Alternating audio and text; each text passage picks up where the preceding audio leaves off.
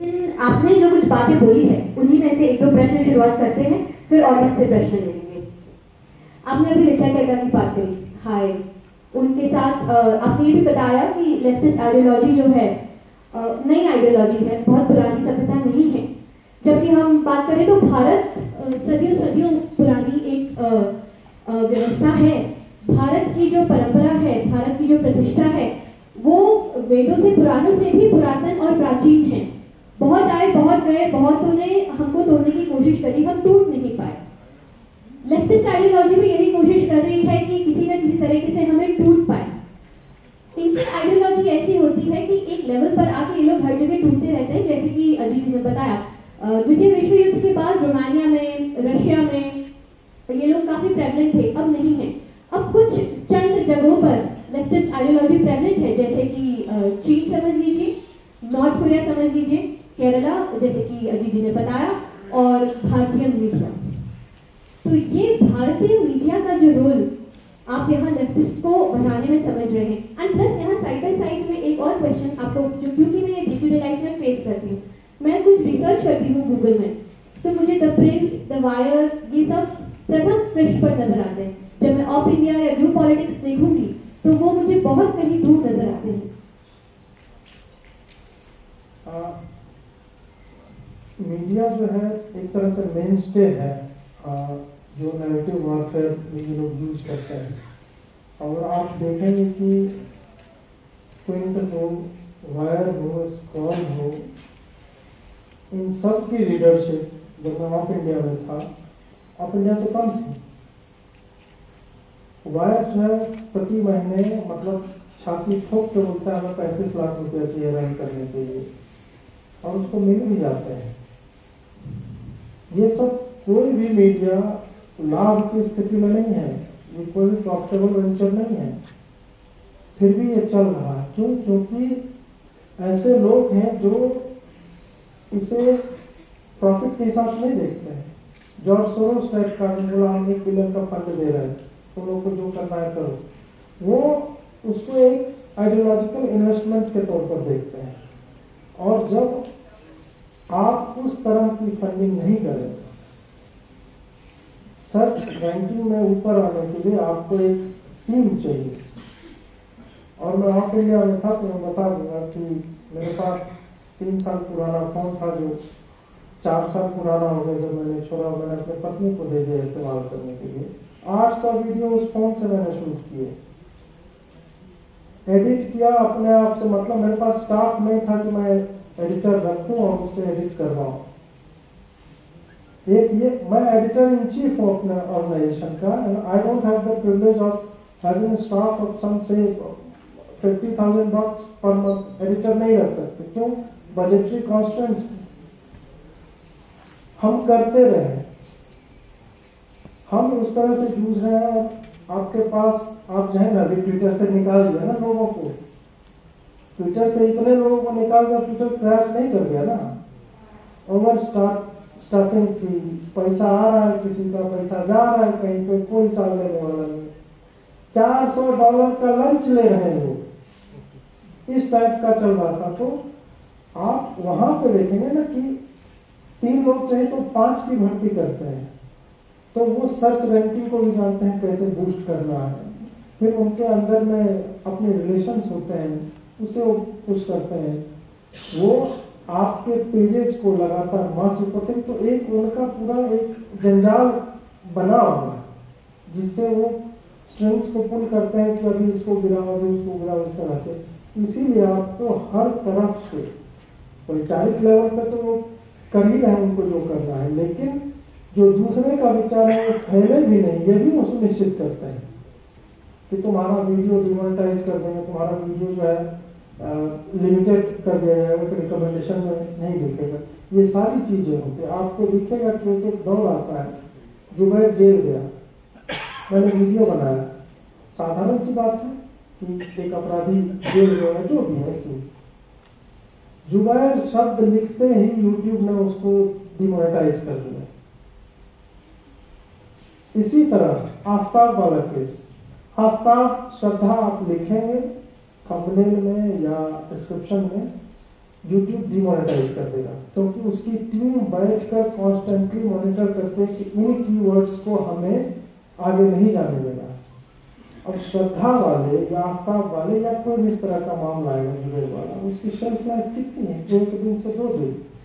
आप रिक्वेस्ट करेंगे, रिव्यू में वो 7 दिन लेते हैं, 7 दिन के बाद कहेंगे ना ठीक है आपका कंटेंट ग्रीन कर दिया आपने, मतलब ये डिमोनेटाइज नहीं है, आप इससे पैसे कमा सकते हैं। तो जितना आपको कमाने की अपॉर्चुनिटी थी एड्स के माध्यम से, वो पहले 2 दिन में थी, वो खत्म हो गई। उसके बाद वो कहते हैं नहीं हमने मिस्टेक को सही भी कर लिया। तो इस तरह से चलता है कि आप अपने विचारों का अधिक प्रचार और दूसरे के विचार में उसको सप्रेस करना, तो दोनों तरफ से मतलब डबल गानी एक तरह से कह सकते हैं हमारे साथ। एक होकर काम करते हैं ये लोग।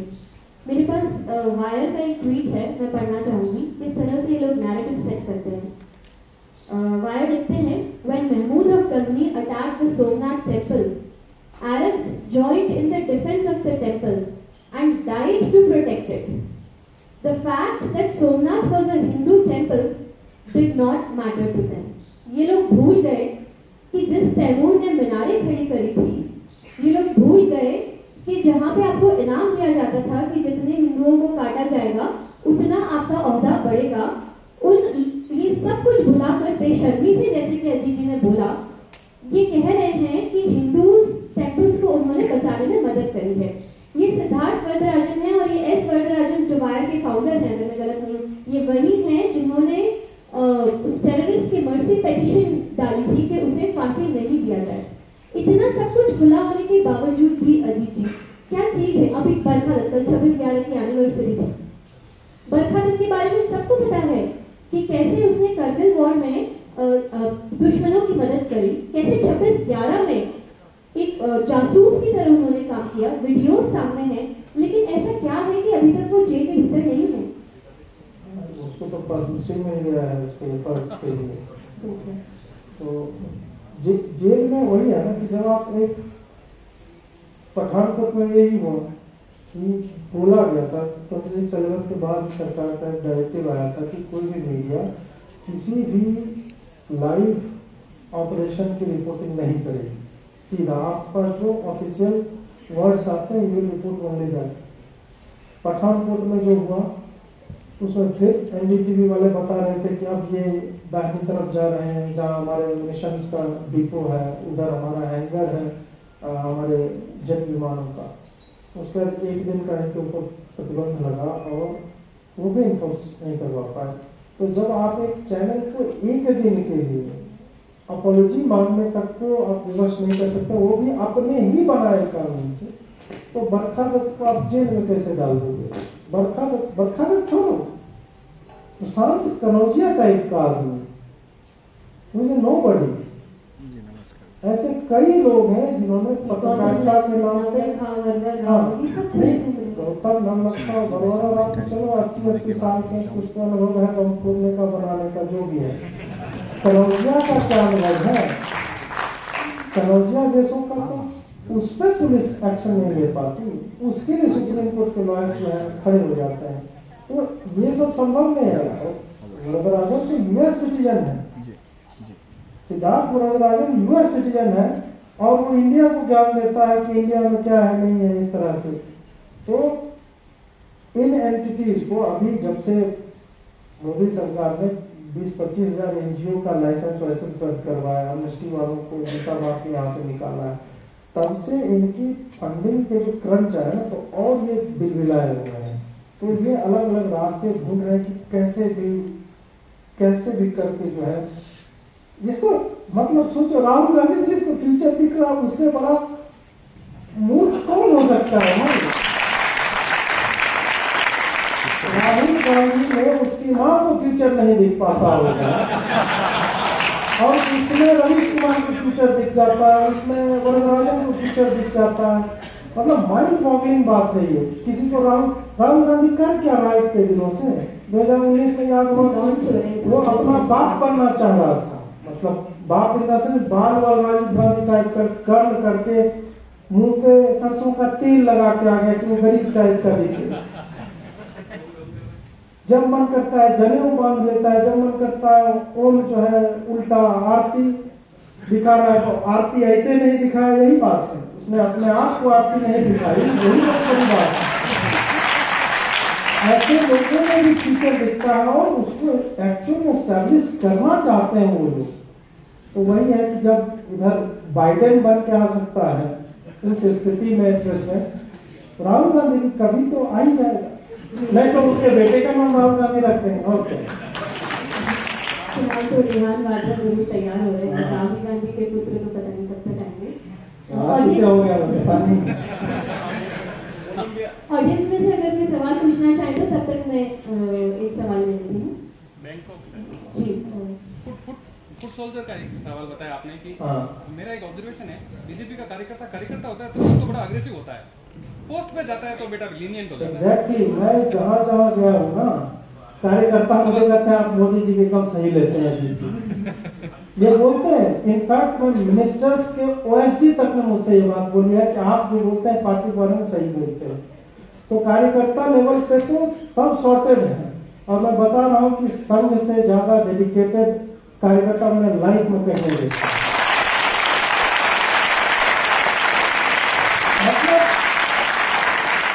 मतलब मैंने बात आपको बताई जिसके छाती में गोली लगी थी, उसके मन में संघ या राष्ट्र या किसी के खिलाफ कोई नकारात्मकता नहीं थी। वो बोला कि नहीं, ये तो हम तो सेल्फलेस हैं, हम तो निस्वार्थ भाव से, हम तो जानते थे कि एक दिन मर जाना है। मुझे आश्चर्य होता है कि इस तरह का मोटिवेशन, और वो भी मैं, ठीक है मैं मिलिट्री स्कूल से पढ़ा हूँ, सैनिक स्कूल से, तो मैं जानता हूँ कि उस सिस्टम में किस तरह से कंडीशनिंग होती है और हम कैसे हर बात को बिलीव करते हैं। लेकिन संघ वालों की उस तरह से नहीं होती अपब्रिंगिंग, वो प्योर सेल्फ मोटिवेशन से वो काम करते हैं वो लोग, और वो एकदम सही माइंड हो गई है। तो उनके अधिकारियों से मिला, उनको मैं दूर से प्रणाम करता हूँ, लेकिन जो नीचे के कार्यकर्ता हैं वो सच्चे हृदय से, मतलब उनके लिए पूरे भारत को आभारी होना चाहिए। जी नमस्कार, मेरा एक छोटा सा प्रश्न ये है कि तो मीडिया हाउस में या हमारा जो इनबिल्ट सेशन है या हमारे जो विचारिक संगठन या कार्यकर्ता हैं, यह नहीं हो रहा है, यह नहीं हो रहा है, हिंदू जो है दब रहा है, हिंदू बोल नहीं रहा है, हिंदू बात नहीं कर रहा है, अपनी बात प्रखुरता से रख नहीं पा रहा है, इन सारे इश्यूज को तो हम खूब उठाते हैं और सभी मंचों पे ज्यादातर देखते हैं। लेकिन हिंदू ने जो उठाया है, हिंदू ने जो किया है, अगर उसको भी थोड़ा प्रमोट करें तो मीडिया हाउस में, या क्योंकि अभी सोशल मीडिया पे अगर हम देखें तो बहुत सारे युवा और ऐसे ऐसे विषयों पे अपने कंटेंट्स जनरेट करते हैं, ऐसे ऐसे विषयों पे अपने वीडियो बनाते हैं जो केवल और केवल मजाक के लिए या फुहड़पन के लिए ही होता है, लेकिन उनके जो रीच है वो ज्यादा बढ़ जाते हैं। तो क्या हम ऐसा कुछ करें कि इससे हम थोड़ा सा हमारा जो नैरेटिव सेट हो रखा है उसको बदलने में हमें रास्ता मिले? मैं समझ गया युवाओं को कैसे क्या किया? मैं समझ गया आपकी बात। आपने जो नकारात्मकता की बात की कि उस पर ज्यादा चर्चा होती है। देखिए, सरकार का काम है सड़क बनवाना, तो सड़क बनवाएगी तो हम ताली नहीं पीटेंगे। और मैनिफेस्टो में लिख के आए थे कि हम सड़क बनवाएंगे। सड़क खुदा रहेगा तो हम बोलेंगे खुदा मत हो, तुमने तो प्रॉमिस किया था। तो जो आपसे एक्सपेक्टेड है उस पर हम क्यों बात करें? राम मंदिर बनवाना तुम्हारी जिम्मेदारी थी, तुम्हारी पूरी पार्टी उसे कारण खड़ी हुई है, तुमने बना लिया, उसका क्रेडिट कैसे ले सकते हो? तुम मथुरा और काशी लो तब जाकर क्रेडिट देंगे हम। तुम हमारे 30,000 मंदिर जो है जिसे तोड़ के बनाए, बेनी माधव मंदिर, आप घाट पे जाइए काशी विश्वनाथ में, गंगा जी में दिखता है पूरा गुंबद, मतलब क्या बोलो, गुंबद रख दिया। और बनाना भी क्या आता है, घटिया सा गुंबद ही तो बनाते हैं लोग, वो रख दिया और इतना भूखा दिखता है। वो जो दिख रहा है उसको तो हम क्लेम नहीं कर पा रहे हैं। तुमने 2 लॉ जो बनाए 1991 में, उस पर तुमको इतना साल लग गया पावर में आने के बाद प्लेसेज ऑफ वर्शिप एक्ट को रिपील करने में। तुम्हारे पास सांसद नहीं है क्या? चर्चा तो करो। तुम्हारा कोई नेता नहीं बोलना चाहता है, विष्णु शंकर जैन अलग लड़ाई लड़ रहे हैं बेचारे, अलग अलग वकील लोग जो है वो अपने लेवल पे ठीक है, उनको वैचारिक रहता है कि आप उठाए, लेकिन कई बार मैंने ये भी देखा है जो अच्छा काम कर रहा है उसको बैठ जाओ, हम लोग भाजपा का अपना प्लान है हम उससे चलेंगे इस तरह से। अब नकारात्मकता वाली बात देखिए, जब तक आप फियर क्रिएट नहीं करेंगे कि तुम्हारा घर जल रहा है, श्रद्धा हमारी भी बहन हो सकती है, जब तक ये आपके दिमाग में नहीं खटकेगा ना, आप अपनी बहनों बेटियों को उस तरह से परवरिश देना आरंभ नहीं करेंगे, उसको समझाना शुरू नहीं करेंगे। आपको लगता है श्रद्धा मर गई, सविता मर गई, सावित्री सूटकेस में चली गई, मेरी बेटी तो ठीक है, तो अगर हम उस पर चर्चा नहीं करें कि सरकार क्यों नहीं बना रही है कानून, ये नकारात्मकता नहीं है, ये अवेयरनेस का एक प्रोसेस है कि जब तक आप जो एक्चुअल में भय हमारे घर के बगल में है वो नहीं समझाएंगे तब तक लोग जगते नहीं है। इसीलिए नेगेटिव रिपोर्टिंग बहुत आवश्यक होती है। अगला जय श्री राम सर, मेरा नाम प्रभुराम है सर। मैं आपको ऐसे पूछ रहा था कि अभी जो हाल ही में जो भी घटनाएं हिंदू धर्म के पक्ष में जो हुई है, तो वो आजकल के युवा ऐसे बोल नहीं पाते हैं, छोड़ देते हैं कि हमारे को क्या करना है, ये तो उनके ऊपर व्यस्त हो रहा है, हमारे को क्या करना है। तो कुछ युवा ऐसे भी होते हैं जो भी बातों को उजागर करते हैं, तो वो भी मतलब जो भी ऐसे युवा नहीं सोच रहे, तो वो ऐसे सोच के छोड़ देते हैं कि हमारे को क्या करना है, उसके ऊपर हो रहा है, क्या पता हमारे आजकल हमारे हो गया तो हमारे को भी ऐसा हो सकता है। तो इसके बारे में आप तो सोचना चाहिए, खुली से अपना दे रहे हैं कि सबके पास देखिए, ये भी बड़ा जल्दी स्टेटमेंट है कि हर आदमी चिंतित नहीं है, दूसरे का क्या होगा, हम क्यों नहीं कर रहे हैं। लोग कर रहे हैं काम, इसीलिए हम लोग यहाँ पे इकट्ठा हुए हैं और हर जगह अभी जयपुर डायलॉग्स हुआ था, कहीं पर कुछ हुआ, इस तरह की चीजें होती रहती है। यूट्यूब पे लगातार लोग वीडियो बना रहे हैं, तो इन सब चीजों को टारगेट करते हुए जागरूकता का ही तो एक प्रोसेस है कि मैं आपसे संवाद कर रहा हूँ। तो ऐसा नहीं है कि लोग केयर नहीं कर रहे। हाँ, लोग में वही है कि वो जो जब हम जर्नलिज्म पढ़ते हैं तो उसमें न्यूज को लेकर प्रॉक्सिमिटी की बात होती है कि आपसे समाचार कितने निकट है। तो जितनी निकटता मतलब फिजिकल डिस्टेंस होती है किसी भी खबर की, उतना ही अधिक प्रभाव आपके ऊपर उसका पड़ता है। घर में हो जाए सब ज्यादा चिंतित होंगे, गांव में होगा थोड़ा कम होंगे, जिले में होगा आप केयर नहीं करेंगे, दूसरे राज्य में होगा तो आप पढ़ेंगे भी नहीं, दूसरे देश में होगा तो आपको पता भी नहीं चलेगा। तो ये प्रोसेस है। आप कुछ पूछ रहे थे। आपने अभी अर्बन नक्सल्स और कैसे इस्लामिस्ट जिहादिस्ट लोगों का कनेक्शन होता है, कैसे वो उनको as a foot soldier use करते हैं, वो एक्सप्लेन किया था। इसी में मैं पूछना चाह रही हूँ कि जैसे जो चाइना जैसी कंट्रीज हैं, उनका अर्बन नक्सल से किस तरह से रिलेशन है, क्या हम उन्हें mastermind behind these urban Naxals इतना तक हम बोल सकते हैं क्या? बिल्कुल बोल सकते हैं। चीन की अभी तक फंडिंग को लेकर बहुत बड़ा हाथ है, क्योंकि एक डिस्टर्ब इंडिया किसी भी दूसरे पावरफुल कंट्री के लिए बहुत अच्छा, एक तरह से उसको कुछ करना नहीं पड़ेगा ना। फिर वो 2.5 फ्रंट वॉर की जो बात जनरल रावत किया करते थे कि हमें जो है अपने भीतर में भी लड़ाई झगड़ा, वो जब तक आपको क्यों लगता है कि अमेरिका इतना दोस्ती की बात करता है, मोदी जी से गले भी लगता है और फिर भी वो बैक स्टैबिंग क्यों करता है, वो पाकिस्तान को क्यों हवा देता है? क्योंकि वहाँ मिलिट्री इंडस्ट्रियल कॉम्प्लेक्स उसको बोलते हैं कि वो संचालित करता है चीजों को। दे डोंट केयर अबाउट कि डिप्लोमेटिक रिलेशंस क्या है कंट्री में, नहीं। उनका ठीक है, इधर देखो उधर हम F-16 भी बेच रहे हैं पाकिस्तान को, तो उसी तरह चीन का भी है कि खुद तो उसको एकदम कोविड जीरो लॉकडाउन नीति फलाना ढेका ये सब करना है, लेकिन उसको नेपाल के रास्ते कुछ ब्लंडर्स हुए हैं हमारी तरफ से, जैसे नेपाल जैसे राष्ट्र को एक तरह से अपने होल्ड से जाने देना मनमोहन सिंह के टाइम पे हुआ था, और फिर चीन वाले वहां घुसते हैं, पता चलता है कि उसकी राजदूत जो है प्रचंड के साथ कुछ काम चल रहा है, उसका उनके नेताओं के साथ चल रहे हैं अपने, मतलब तन मन और धन तीनों से सहयोग दे रहे हैं चीन वाले नेपाल जैसे राष्ट्रों को। तो उधर से फिर फंडिंग वंडिंग आती थी। तो ये लोग जितने हैं, और फंडिंग का भी अब तरीका बदला है, पहले तो एनजीओ के माध्यम से होता था, तो FCR में मनी लॉन्ड्रिंग एक्ट आ गया। अब क्या होता है कि चाइना वाले पैसा देंगे आपको कि हार्वर्ड यूनिवर्सिटी में या फलाने जगह पे कहीं सेमिनार हुआ, वहां पे बोलने में $10,000 आपको दे दिया। $10,000 बहुत बड़ी राशि है, 8 लाख रुपया होता है। 4 बार आपने स्पीच दिया दुनिया के अलग अलग जगहों पे जाके, 32 लाख रुपया में ऐश कीजिए भाई, घर पे बैठे रहिए।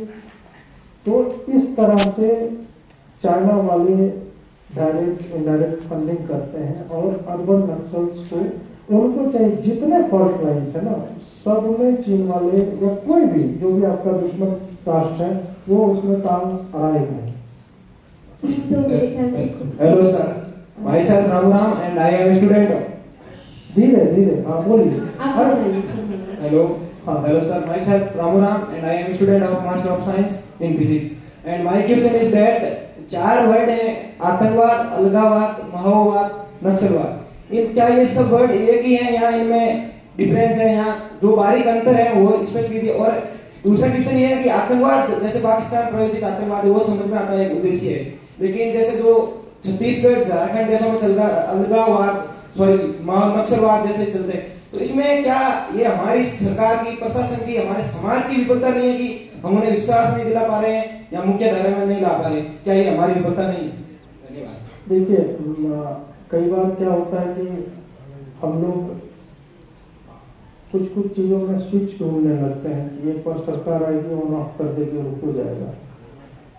सड़क बनाना आसान है, सड़क बना देगी सरकार, लेकिन जो इस तरह के वैचारिक चीजें होती हैं, और आपने बोला क्या चारों में अंतर है, अंतर कुछ नहीं है।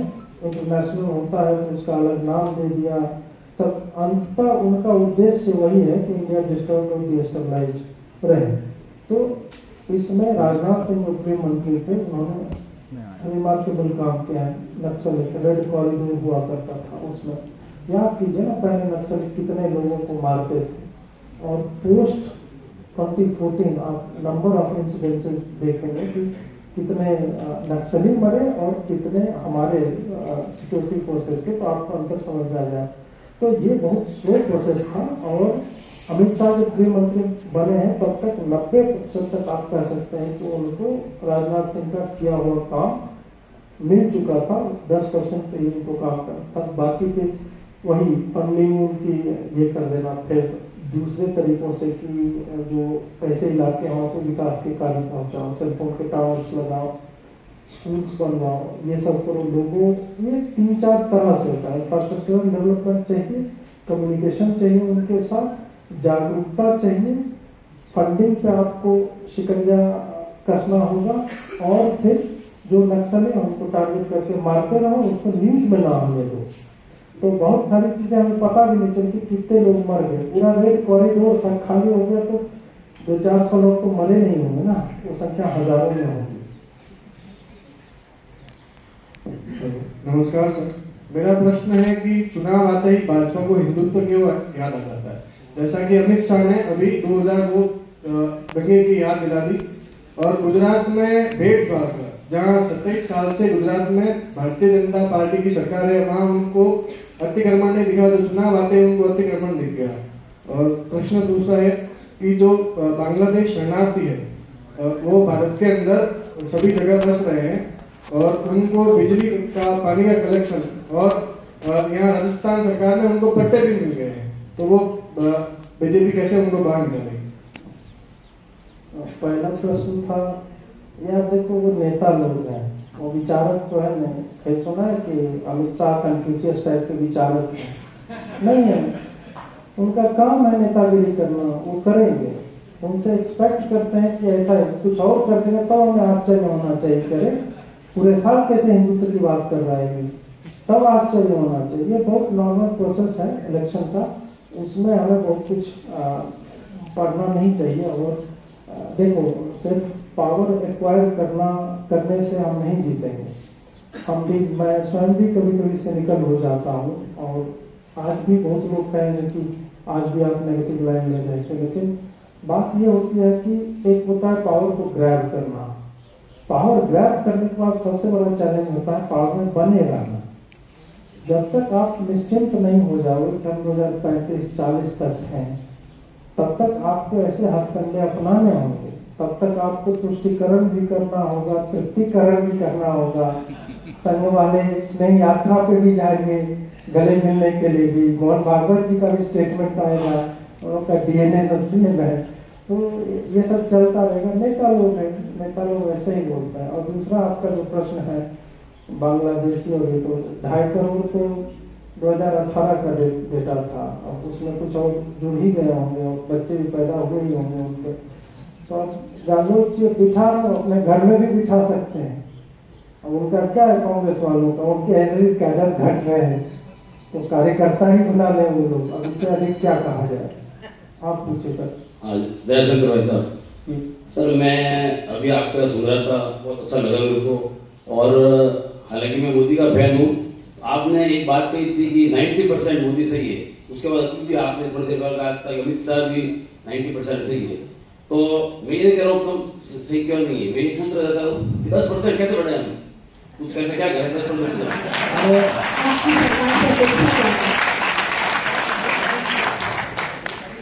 वो 10% भी सही हो जाएगा। ये लोग जो खुद मैनिफेस्टो जारी करते हैं ना, उस पर खाली टिके रहे, इतना कर लेंगे ना। हम उनसे सिर्फ यही चाह रहे हैं कि भाई घोषणा पत्र जो है आपका, उसी पे टिके रहिए। और दूसरी बात यह है कि 100% सही हो जाएगा, फिर मंदिर आप लोग बनवाने लगेंगे, तो बढ़िया है कि 90% ही सही है वो लोग। सर एक और सर मैं ये पूछ रहा था कि जैसे जो मुस्लिम थे अपने 30 करोड़ कितने हो गए मालूम, तो क्या एक साथ बाहर गिराने की व्यवस्था हो सकती है? एक ही पूछे तो बेहतर रहेगा, क्योंकि बहुत सारे सवाल आ रहे हैं। ये इम्प्रैक्टिकल बात है, बहुत लोग कैसे क्या कर लोगे यार, अब चीन तो हो नहीं ना, इम्प्रैक्टिकल बात है, ये संभव ही नहीं है। आपको उसके साथ ही रहना पड़ेगा, लेकिन हाँ मतलब तृप्तिकरण और स्नेह यात्रा मत करो। ये जो भाजपा करती है ना, उससे जो लोग बाउंड्री पे है ना, जो वोट देना चाहते हैं या वहां की स्थिति में है, वो बिफर जाते हैं, वो घर से बाहर नहीं निकलते हैं। कांड किया ना वसुंधरा तेरी खैर नहीं, और जो भी करके भोग रहे हो, भोग रहे तो लोग अशोक गहलोत से बैर नहीं हो गया ना एक तरह से, वसुंधरा खैर नहीं थी, गहलोत जी अपना चला झेली। भाई साहब सोच रहे खाने की टिप्पणी बच जाएगा जी। मैं गोविंद पालीवाल, मेरा क्वेश्चन ये है कि यूपीएससी के जितने भी कोचिंग सेंटर वगैरह वहाँ मणिकांत हो, ये विकास दीदी के ये अपने ये कवि कुमार विश्वास भी, इनके जो छोटे छोटे रील्स वगैरह आते हैं, जैसे कुमार विश्वास को अपने राम में भी ये कभी उर्दू क्रांति बता रहा है, कभी वो साहित्यकार के स्टोर, तो ये वास्तव में इनपे कौन सा चेहरे हैं, तुम चेहरे हैं कि या फिर वो वास्तव में अपने पैसों के लिए ही कर रहे हैं? भाई देखो, ये सब कोई कंफ्यूजन मत रखना कि समाज के लिए कोई कुछ कर रहा है। एक विशुद्ध समाज के लिए करता तो भाई यूट्यूब पे क्यों डाल रहा है, रील्स क्यों बन रहा है, उसका एक स्ट्रक्चर क्यों है। समाज के लिए सब काम नहीं होते हैं, और अब हम लोग उतने टॉलरेंट हैं, इसलिए हम लोग टॉलरेट कर रहे हैं। नहीं तो फिर मोहम्मद के बारे में हदीस में जो लिखा हुआ है, उसको नुपुर ने पढ़ा, उसका सपोर्ट किया, उसका किसी ने सपोर्ट किया, उसकी गर्दन उतार दी जाती है। तो यहाँ पे इतना लंबा चेन है। हम लोग हैं थोड़ा सा फ्लेक्सिबल आदमी है कि अपने अपने राम, मतलब कुमार विश्वास भी कल को वाल्मीकि बन जाएंगे, है लोग स्वीकार भी लेंगे। कल्ट चला रहा है ये लोग, कल्ट चला रहा है ये लोग, इसके खिलाफ बोल दो तो जान मार देगा तुम्हारा, ये हाल है। सर मेरा क्वेश्चन ये है कि सर अभी आपने एनजीओ के बारे में भी आपने बोला था, लाइक एनजीओ जो है स्पेशली साउथ में बहुत ज्यादा प्रोमिनेंट है और अपना फेक नरेशन और प्रोपेगेंडा चला रहे हैं जिनको बाहर से फंडिंग आती है, और ये और इनकी अब नंबर्स बढ़ते जा रहे हैं सर, और इसमें से गवर्नमेंट भी बहुत ज्यादा कुछ नहीं कर रही है, तो एज अ कॉमन पीपल हम क्या कर सकते हैं? देखिए, एनजीओ को आप बंद नहीं कर सकते जब तक कुछ इलीगल वो नहीं कर रहा है, और कुछ होते हैं स्टेट गवर्नमेंट फंडेड होते हैं, तो स्टेट अगर हमारे विचारधारा के खिलाफ है और वो काम कर रहा है कुछ, तो उनकी फंडिंग को बाहर से आ रहा है तो मोदी रोक सकता है, या जो भी भाजपा सरकार है। स्टेट कर रहा है तो उसमें उनका कोई मतलब लेवरेज होता नहीं है ना, लीगली वो कुछ नहीं कर सकते। वो सिर्फ उनका कोई गलत काम हो रहा है तो कोई आदमी जाकर उस पर केस कर सकता है। तो और बढ़ा नहीं एनजीओ, डेटा आपका गलत है, एनजीओ बंद हो रहे हैं देश में अधिकतर। हेलो सर, मेरा एक प्रश्न था छोटा सा कि जैसे कारावान मैगजीन या द वायर, इनके इंस्टाग्राम अकाउंट्स हैं और ये लोग अपने अकाउंट्स पे कुछ भी अगर एक फैक्ट पोस्ट करते हैं तो उन पर अगर हम कुछ भी रिप्लाई देते हैं तो उन पर इनका इतना जबरदस्त रिएक्शन होता है, उन अकाउंट्स के नाम भी नहीं समझ आते। जैसे कारावान मैगजीन ने 75 इयर्स ऑफ इंडिपेंडेंस पे एक पोस्ट डाला था, RSS destroying the communal harmony in India। उस पर मैंने एक कमेंट किया जिस पर 103 रिप्लाई आए और 103 रिप्लाई के अंदर अलग अलग भाषाओं में मुझे सुनाया गया था। मैं अगर मेरे फेसबुक पे या इंस्टाग्राम पे पोस्ट करता हूं तो उसका लाइक का जितना रिएक्शन नहीं होता, वहीं पे उन्हीं के इंस्टाग्राम पे ऐसे कुछ पोस्ट होते हैं, अगर उन्हें हम फैक्चुअली भी करेक्ट करना चाहें तो वहां पर हमारा कैरेक्टर असैसिनेशन कर दिया जाता है। आप गलत शब्द का प्रयोग कर रहे हैं, आपकी डिजिटल लिंचिंग हुई है। डिजिटल लिंचिंग है सर। भीड़ जो है सिर्फ फिजिकल नहीं होती, डिजिटली भी, जो मैं बोल रहा था इनको कि अपने कंटेंट को पुश करते हैं और दूसरा जो कंटेंट है उसको इसी तरह से लिंच करके आज का चरित्र हनन नहीं और आज की हत्या की जा रही है। डिजिटली आपकी बाइनरी में आप खत्म हो चुके हैं वहां पर, तो वही उनका प्रयास होता है।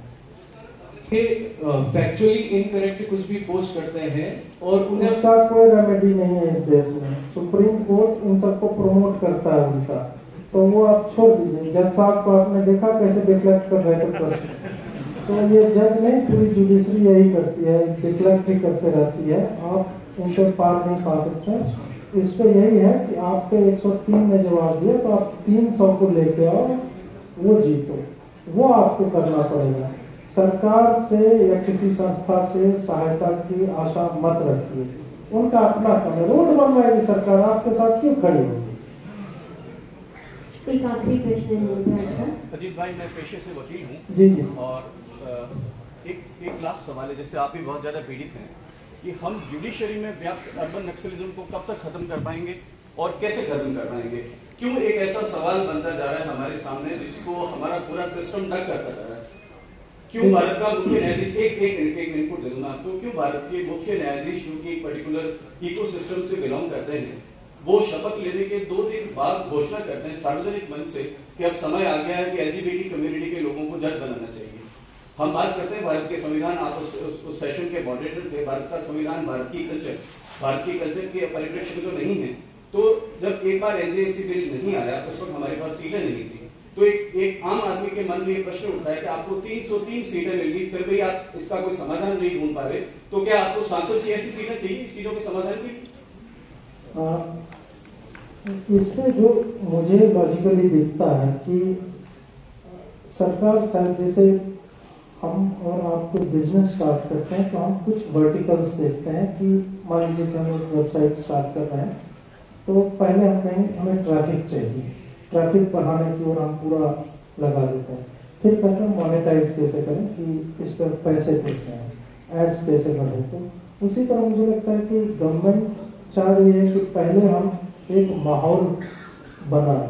बहुत लोग पूछते हैं कि रवीश जब इतना विष्ठा कर रहा है मौखिक, तो उस पर क्यों नहीं कर रही है कोई सरकार?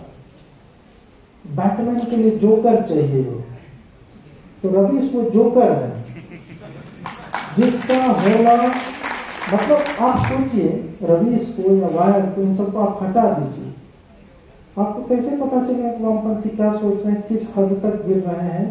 क्योंकि रवीश एक संस्था मात्र में काम नहीं कर रहा है, वहां के 100-200 एम्प्लॉय सिर्फ वामपंथी नहीं है, उसकी पूरी 16 मिलियन इस तरह की व्यूअरशिप है, वो सब लोग हैं।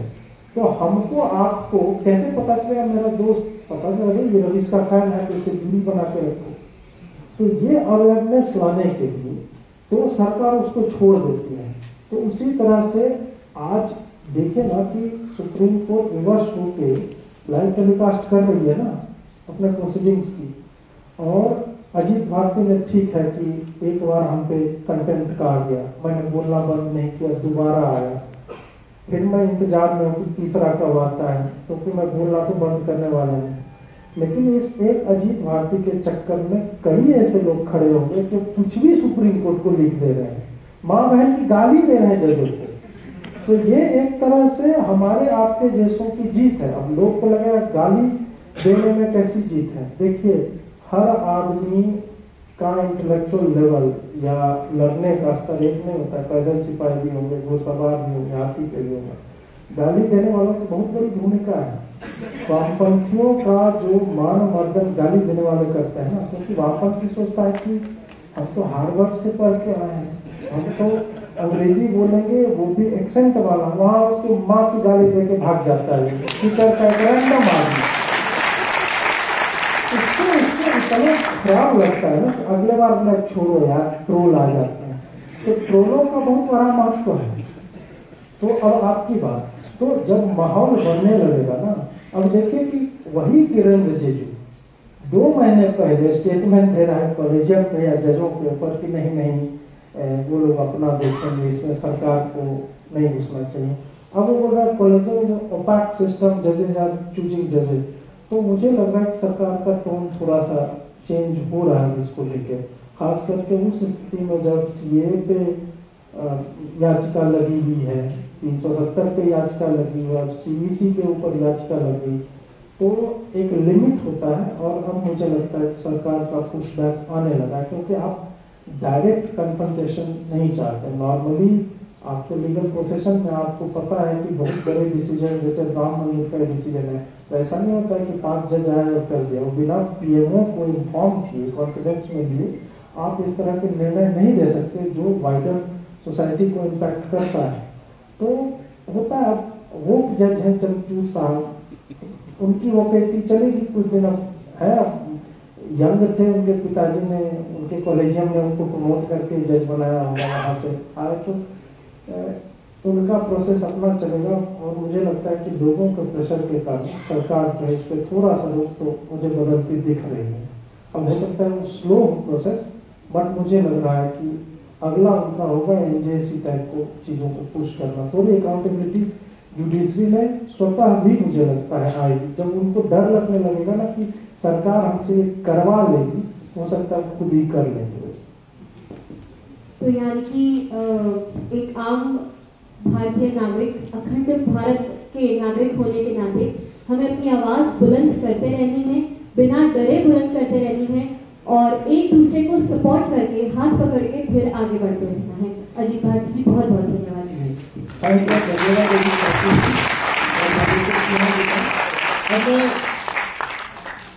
अब मैं निवेदन करता हूँ विशाल जी शर्मा से